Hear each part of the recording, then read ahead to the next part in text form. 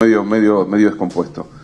La verdad que es una asamblea interesante, con exposiciones medulares, significativas, que nos plantea, por supuesto, llegando casi a fin de año, nos plantea una necesaria e imprescindible revisión del camino recorrido, de carta abierta, de muchas cosas que han ido sucediendo a lo largo de este año y a lo largo ya de casi 6 años de existencia de un espacio que muchas veces lo hemos dicho y hoy se dijo también, atípico, original, poco conocido como ámbito de discusión, de reflexión, que a lo largo de tanto tiempo permite recorrer el mundo y sus aledaños, porque cualquier visitante, hoy llegaron compañeros que navegan quizás por lugares que Carta Abierta no ha ido a incursionar, y seguramente también les llamará la atención que podemos discutir prácticamente de todo, lo político, lo energético, la experiencia de la propia Carta Abierta, en algunos otros momentos política internacional, en algunos otros momentos muy fecundos, creo yo, de nuestra experiencia, la cuestión central del lenguaje, que una y otra vez ha sido tema recurrente de nuestros debates, la cuestión de lo democrático, qué es Carta Abierta, qué es la asamblea, qué es la coordinación, es también un tema que ha aparecido una y otra vez en Carta Abierta. Estos últimos meses hubo idas y vueltas, discusiones, malestares en torno a la representación. La representación es un viejo tema de la política, la representación es un viejo tema de cualquier espacio, no solo político, sino de cualquier espacio que nuclea una cantidad importante de personas que tienen un espíritu común, un sentido compartido, pero que también disputan sensibilidades, egos, presencias, ideas.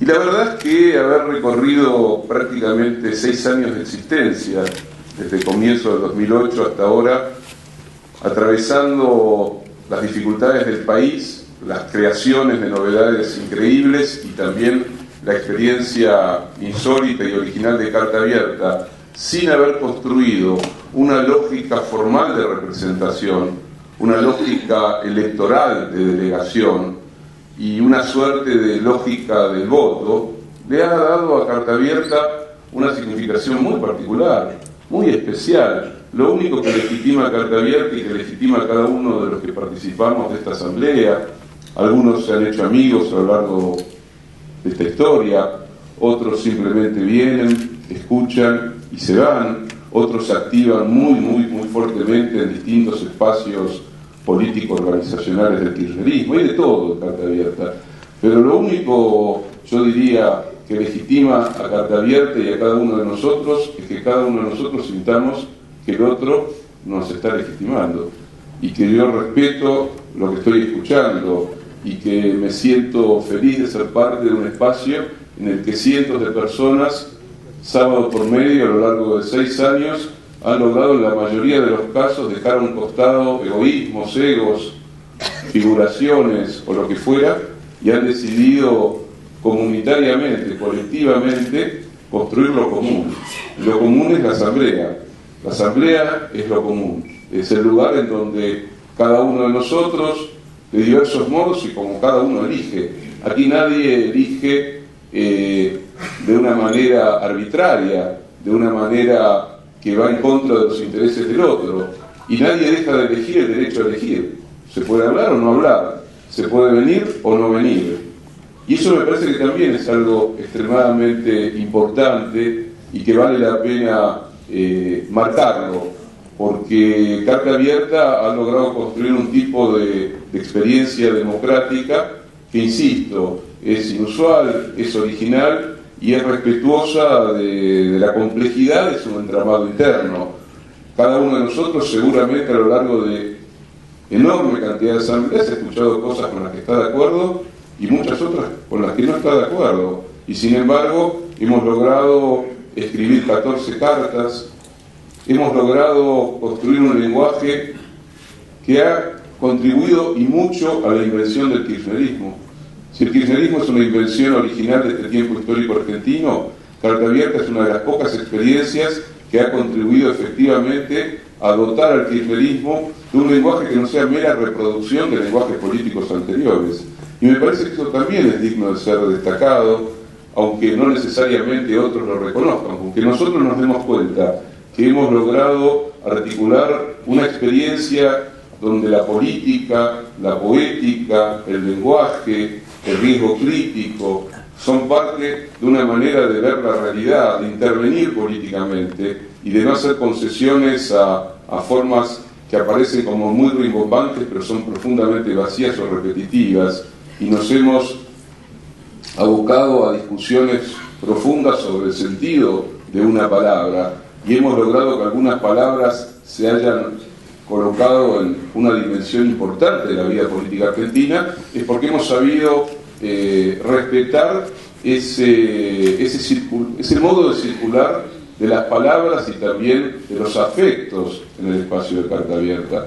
Si Carta Abierta pierde esas dos cosas, si pierde la circulación libre, democrática, crítica de la palabra, y pierde el reconocimiento de unos con otros y los afectos, y se convierte en un espacio de murmullos, de conspiraciones, de cartas anónimas y qué sé yo cuánto más, me parece que no tiene mucho sentido la existencia del espacio.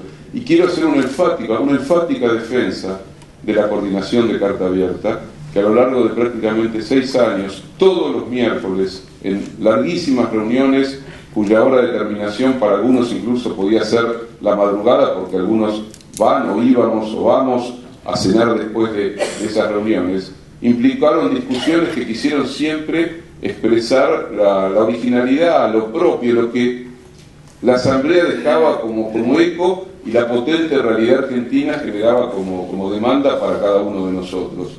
Logramos, con muchas dificultades, pero también con mucho deseo, con mucha construcción de compañerismo, logramos construir un espacio que, en el espacio de Carta Abierta, creo que ha logrado sostener también la importancia decisiva de las asambleas. Sin la coordinación, las asambleas se hubiesen, no tengo la menor duda, diluido, hubieran quedado dispersas en experiencias múltiples, quizás algunas más valiosas que Carta Abierta. Pero sin duda que la coordinación, con sus idas y vueltas, compañeros que la integraron y que dejaron de integrarla, compañeros que fueron y vinieron, compañeros que se integran en las últimas semanas, compañeros que se integrarán seguramente en otro momento.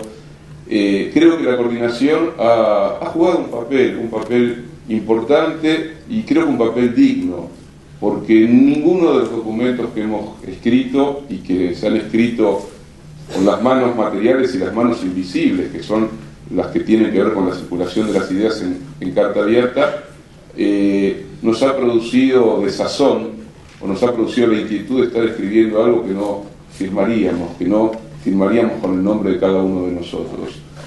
Carta Abierta ha escrito esos documentos sintiendo que vivía una experiencia donde lo que se jugaba no era el deseo personal del poder de algunos, sino el deseo de contribuir fervientemente a que este momento extraordinario de la historia argentina se pudiese seguir reproduciendo. Y digo esto porque los 2 años que vienen son 2 años muy complejos, muy importantes. Yo difiero en algo con la última intervención, que me pareció muy interesante por otra parte. No la última, pero la última no, la de Repar no, la anterior, la de Bruno Carla.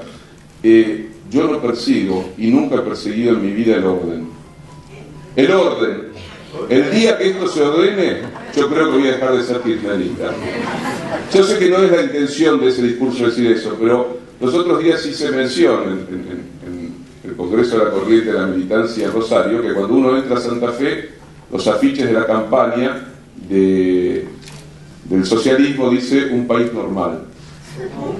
Y hice una reflexión sobre por qué yo no deseo un país normal, y diferencié lo que para Néstor Kirchner, recuerdan ustedes, en el discurso de Asunción habló, quiere un país normal, pero la diferencia es que para llegar a ese país normal, que siempre es un imposible, porque el día que se realice nos devora a todos, hay que enloquecer la historia, hay que ser profundamente anormales y reivindicar lo imposible. Quien reivindica lo normal como objetivo de la política o quien reivindica el orden como sustrato ordenador de la vida social, en realidad está dejando de lado aquello que movilizó nuestros espíritus, nuestros sueños durante mucho tiempo y sobre todo en los años juveniles, que es soñar con tocar el cielo con las manos, aunque siempre que nos acercábamos ese cielo se alejaba más, y para algunos infortunados, queridísimos compañeros, ese cielo se convirtió en el sol de Ícaro. Entonces, no es que en realidad nunca queremos llegar a tocar el cielo con las manos, lo deseamos. Lo que queremos es siempre y cada vez ensanchar un poco el horizonte, las fronteras, los límites. Y el kirchnerismo se enfrenta a encrucijadas fundamentales. Hoy se enfrenta a la encrucijada del orden. Hoy se enfrenta a la encrucijada del límite. Lo que decía Lepar recién, que algunos lo discutirán. Supongo que en esta asamblea no todos comparten lo que dijo. Por ejemplo, Aurelio planteó desde otra mirada. Pero lo interesante de lo que él dice es que él plantea un ensanchamiento que tiene que ver con su poética activista. Acabo de estar en Paraguay, tierra también de Artigas, y la verdad es que es uno de esos personajes que uno debiera siempre volver a colocar como parte de aquellos sueños que seguimos soñando, dándole a lo soñado una nueva significación en este momento. Carta Abierta tiene que ser expresión de eso. Lo voy a decir de forma brutal: Carta Abierta tiene que ponerse a la izquierda de lo que hoy sucede en la Argentina. Si no nos ponemos a la izquierda de lo que hoy sucede en la Argentina,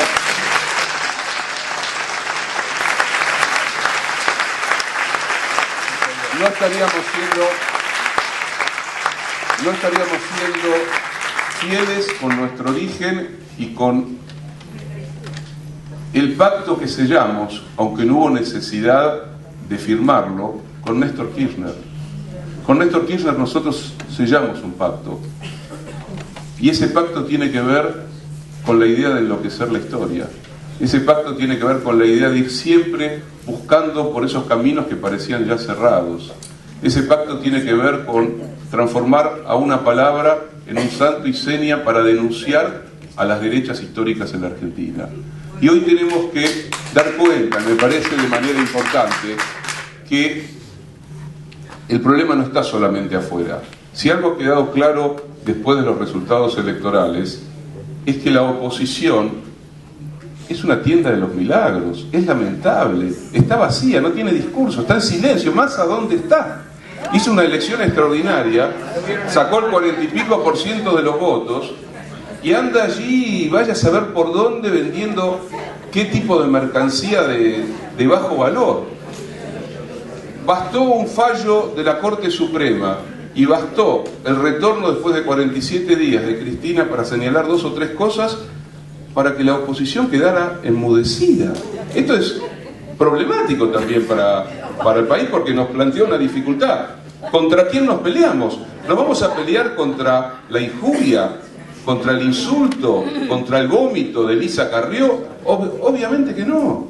Nosotros tenemos que salir a discutir con ideas, con proyectos y con peligros de modificar de cuajo esta larga travesía de la Argentina en esta década, que tiene por supuesto nubarrones y amenazas que ya no están instaladas en una oposición de una pobreza inédita, sino que siguen instaladas en los que han construido desde siempre el poder en la Argentina y que van buscando adentro del único lugar del que pueden sacar aquel modo de reconquistar el poder que de otra manera no podrían nunca recuperar por fuera de ese ámbito que se llama el peronismo. Nosotros tenemos que discutir el peronismo también. No podemos mitologizarlo. Horacio lo ha dicho muchas veces. No podemos quedarnos con la mitología nacional y popular como si nada le hubiese pasado a la construcción nacional y popular que llamamos peronismo a lo largo de más de 60 años de existencia. Tenemos que darle forma a una discusión sobre el peronismo, el kirchnerismo, las relaciones entre kirchnerismo y peronismo, el peronismo del kirchnerismo y el kirchnerismo del peronismo. ¿Qué decimos cuando decimos kirchnerismo? ¿Qué decimos cuando decimos que somos herederos de ciertos momentos fundamentales del peronismo, que implica salir a discutir otros momentos que nos han hecho mucho daño en tanto militantes de causas emancipatorias, nacional populares o de izquierda. Entonces yo creo que esto hay que ponerlo en discusión, hay que seguir sacándolo a la escena de la realidad argentina, que por supuesto con sutileza, con inteligencia, con amplitud. Esto no significa que la construcción de alianzas, de esta compleja trama de alianzas que ha permitido 10 años como nunca hubiéramos imaginado en la Argentina, estén compañeros y fuerzas que no nos representan ideológicamente, pero que han aceptado ir con una dirección estratégica. Nuestro punto central es acompañar esa dirección estratégica, pero señalando también lo que nos parece, y lo han dicho muchos compañeros, lo dijo Guillermo, lo que nos parecen problemas. Se repitió, y yo volvería a repetirlo, y hoy más que nunca, la discusión sobre el Código Civil y Comercial es una discusión fundamental, porque es una discusión sobre la administración de los cuerpos, es una discusión sobre el poder, es una discusión sobre el lenguaje, es una discusión sobre la libertad, es una discusión sobre la igualdad, es una discusión sobre la propiedad, es una discusión sobre el deseo también. Entonces nosotros tenemos que salir a discutir. Hay dos puntos claves. El código tiene momentos muy buenos también, ¿eh? No es que estos dos puntos eliminan otros momentos muy interesantes. Pero hay dos puntos que son, si ustedes quieren, neurálgicos, porque representan, creo, me parece que no me equivoco, algo común de esta asamblea. Uno tiene que ver con lo que cierra de una manera que es preconciliar, porque ni siquiera es sutilmente posconciliar el hecho de plantear la concepción incluso fuera del cuerpo, ¿no? Es una cosa que literalmente arrasa con cualquier reflexión elemental, pero tiene que ver justamente con un problema también, que deberíamos discutirlo, de la relación entre peronismo y catolicismo. En alguna intervención memorable de Horacio se planteó esa cuestión, que nosotros no podemos dejar de discutirlo. Sobre todo, yo escuchaba el otro día a alguien que respeto mucho, y Aurelio hizo su semblante, que de acuerdo en partes y en otras tiene que ver con lo que planteó críticamente Aurelio, con Capitanich. Cuando Capitanich anuncia el nombramiento de, no me acuerdo cómo se llama, el cura como Molina. A mí, quizás por una vieja tradición de separación entre el Estado y la Iglesia, de tradición laicista, me produce un cierto escozor que en un lugar del Estado, en la función pública, de esa manera, esté un sacerdote. Pero, digo, no diría me niego, no sería ese... Me incomoda, reconozco que me incomoda y que sea de la Iglesia Católica. ¿Por qué no de una Iglesia evangélica?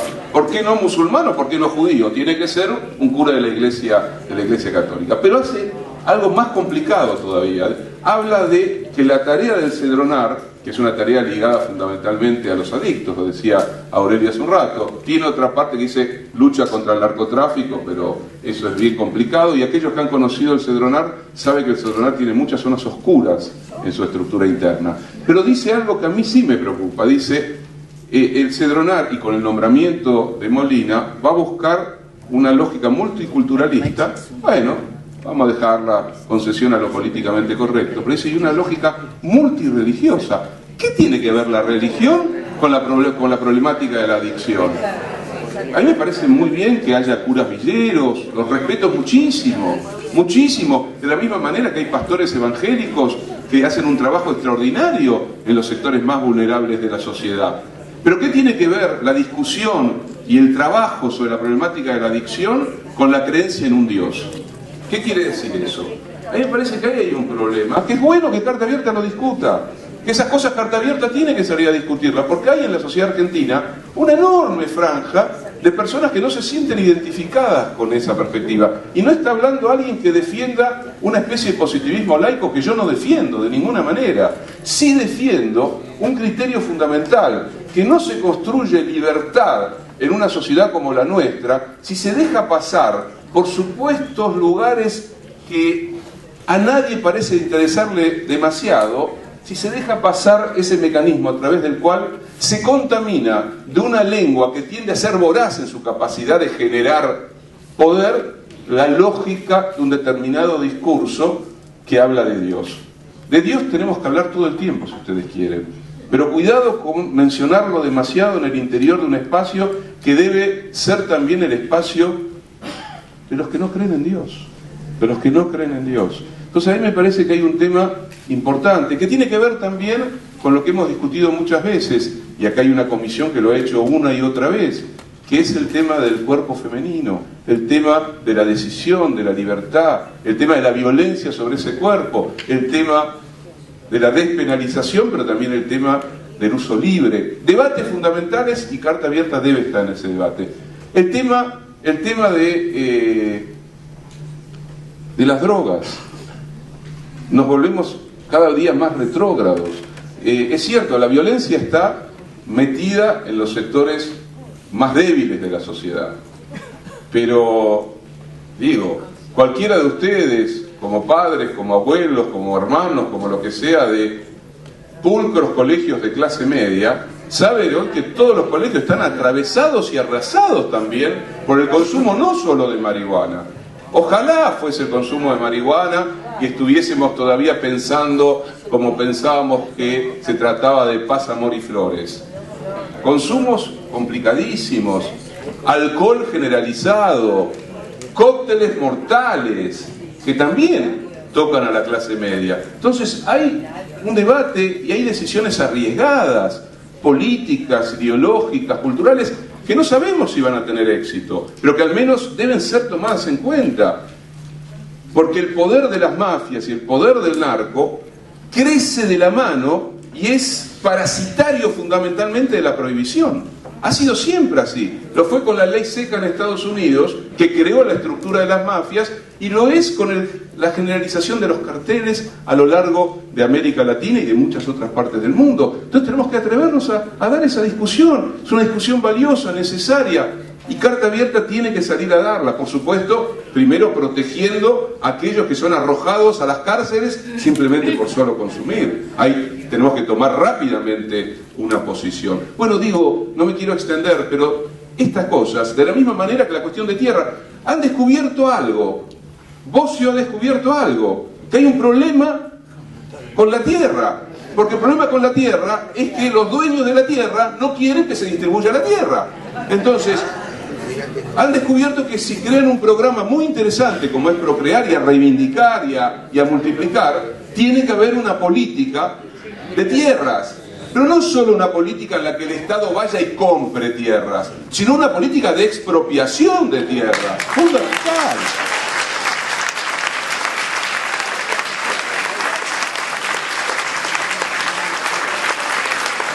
Y termino con el recuerdo de una respuesta que Néstor Kirchner, en la primera asamblea a la que vino de Carta Abierta, le dio a una joven que le preguntó por los jóvenes a Néstor Kirchner. Néstor les dijo: ustedes no nos tienen que pedir permiso, ustedes tienen que transgredir, que ir por más, que corrernos por izquierda. Nosotros ya no somos jóvenes. Hay que discutir con los jóvenes para que escuchen a Néstor, pero nosotros, que ya tenemos la piel curtida, no nos podemos quedar a la derecha de ese discurso de Néstor. Gracias.